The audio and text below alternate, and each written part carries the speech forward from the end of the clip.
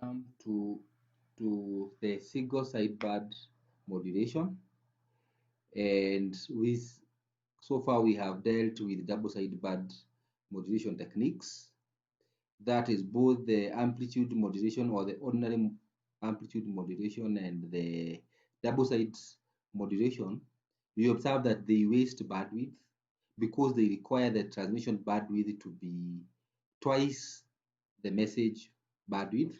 And I have just drawn the diagram that is illustrated at 331 or 31 and 33 to confirm the concept where we are saying that we are going to require the message bandwidth to be, the transmission bandwidth to be twice the message bandwidth. And if you remember that in the double sideband or ordinary amplitude modulation, our transmitted signal or the spectrum of the modulated signal was placed at on our frequency scale as a point where it is centered by the carrier frequency, and we saw that one side represents the message and the other side still represents the spectra of the message.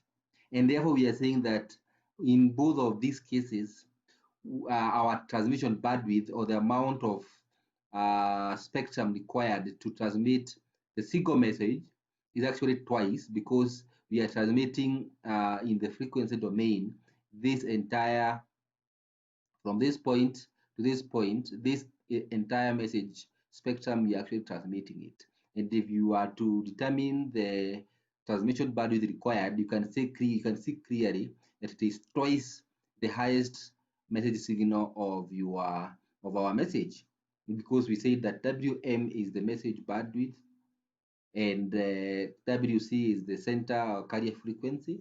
So you can see that the highest frequency component is added to the carrier frequency to obtain omega C plus omega M. And therefore, if you take this value minus this value, this is going to cancel out. And therefore, you're going to have omega M minus omega M becomes 2 omega M. So clearly, the transmission bandwidth becomes double that of the highest message signal, or the highest frequency component of the message signal is multiplied by 2 to attain our transmission bandwidth BT. And we are referred to figure 3.6 down here. Figure 3.6 is in this diagram, and it just redraws the diagram I was alluding to. This is our message signal or the message spectrum, MW, and this is for the double sideband spectrum. One of them is on the left and the other one is on the right. So here we have said clearly that the transmission bandwidth, which is calculated from the lowest frequency component to the highest, you can see clearly that our BT is, as I have illustrated previously, that it is twice the message signal or the message frequency. But now here we have one option where we can transmit only the upper side, or we can transmit only the lower side component. And for that reason, we are saying that we would gain some advantage in that we will have half or reduced bandwidth requirement on our transmission, but then that comes with some two principal disadvantages. The first one being the cost, and the second one being increased complexity of the implementation. We have two methods that allow us to generate single sideband signals. There is a straightforward method and not so straightforward method. The frequency distribution method, the frequency discrimination method is a straightforward option, but it is not very easy to accomplish. So we are saying now that this method of generating the SSB signals is achieved by generating a double sideband signal first, and then supplies one of the, so it is like you generate this one first, and then you suppress one of them. You can either suppress this one or you suppress the other one. This is known as frequency discrimination method, and this process is illustrated in figure 3.7 below. And in practice, this method is not very easy because the filter, just as we found out, the filter must have very sharp cutoff characteristics, and this does not happen for non-ideal filters, which are practical filters. So practical filters do not, it's not possible to achieve like a very sharp cutoff characteristics. So figure 3.7 just follows the same idea, that this is your message, the spectrum of your message. Then when you modulate it, the spectrum of the modulated signal will appear on both sides of the frequency domain. And then, and as you can see, it has the upper sideband and the lower sideband. So what we are interested in is generating, okay, I think this figure 3.7 that we require is coming up with a filter that when we have generated the upper sideband and the lower sideband, the filter will cut off. We are going to be using a bandpass filter, of course. So the bandpass filter will cut off a portion, or either the upper sideband or the lower sideband portion. It is left out, and therefore we are only left with one sideband. So the advantage of that is that we do not require double transmission bandwidth requirement of the highest frequency component of our signal, but rather only the if our message signal has bandwidth equals to WB, then our BT, or the transmission bandwidth, will still be WM. I think this is supposed to be M. So that is generally the frequency discrimination method. It is a straightforward way of doing it, but it is not very easy to accomplish. Now, the other one that is a bit not so straightforward, but almost practical, is the one that we refer to as the phase shift method. And in this method, which is known as phase shift method, which is again illustrated at figure 3.8, we have a box called -pi/2 phase shifter. And this box normally delays the phase of every frequency component by pi/2, and an ideal phase shifter is almost impossible to accomplish again, but we can approximate it over finite frequency band. So I want to go to figure 3.8, and figure 3.8 is right here, and we are saying that we have our message signal. So before we achieve we are not going to be going through the process of generating the double sideband this time, but we are starting with a phase shifter box that will first and foremost change our message by -pi/2 degrees or radians. When we are talking about pi, we normally express the degrees in radians, or the angle in radians, rather. You can't express degrees in radians. We are expressing the angle in radians, or the phase in radians. And so here we have this expression. So this becomes your phase shifted message signal, which is multiplied with here we have another phase shifter, but this is our source. So inside our generator, we have a source that is generating a cosine or a carrier frequency that is having a frequency of omega c. So the first branch will be multiplied, our message signal MT will be multiplied by our carrier,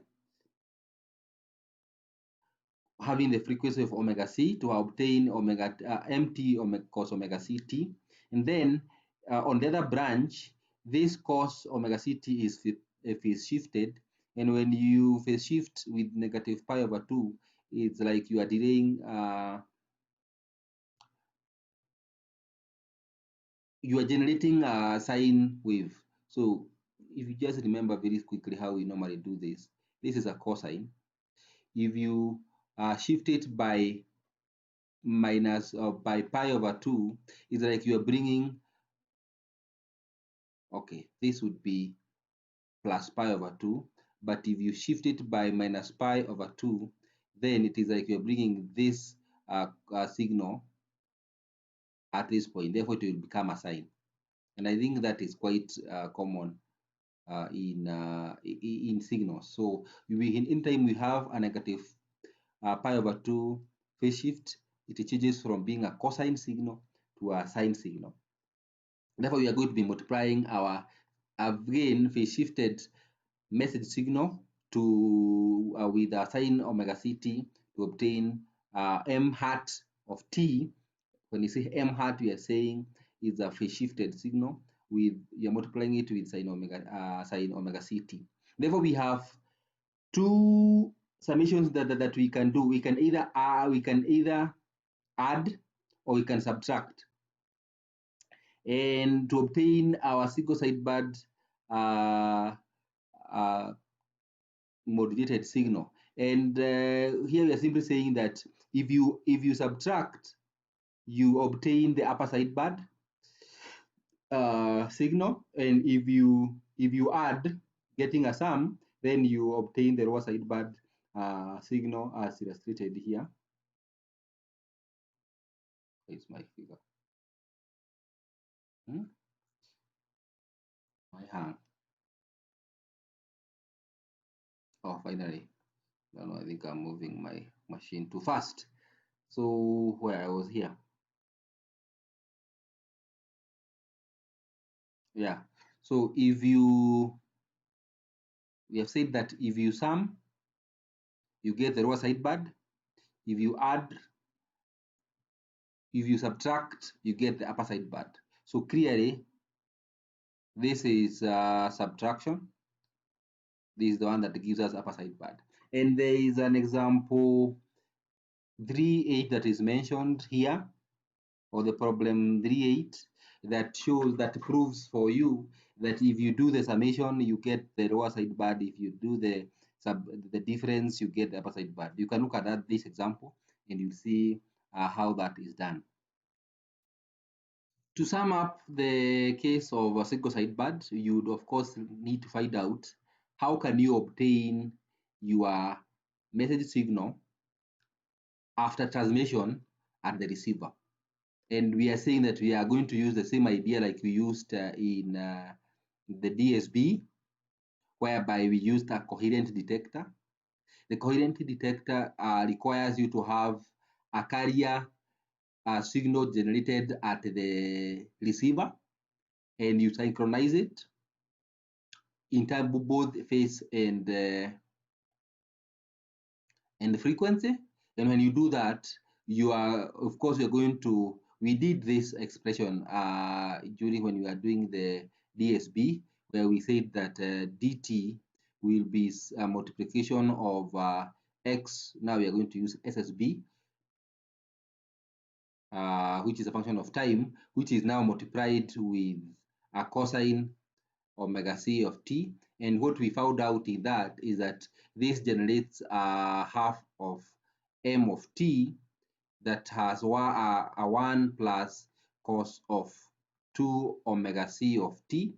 And we said that now when you take this d of t through a low pass filter, it is going to cut off the high or double frequency component, and then you are left with the y of t, that is a half of message signal. And we have said that in the past that if you just amplify your received signal by an amplifier having a gain of 2, you actually get your original signal as was transmitted. So you can see the idea is demonstrated here, whereby this is our transmitted signal. This is our received signal that was previously transmitted. It is received as x of single sideband, which is a function of time. But now in the frequency domain, it takes this shape because it is single sideband. Then when you do the multiplication with the carrier, and then you do the filtering, you are simply removing this component that was uh, located at 2 omega c of t, and you're only left with the message that is located at 0, and therefore this is how you get your original signal at the one that we call the baseband signal, centered at 0.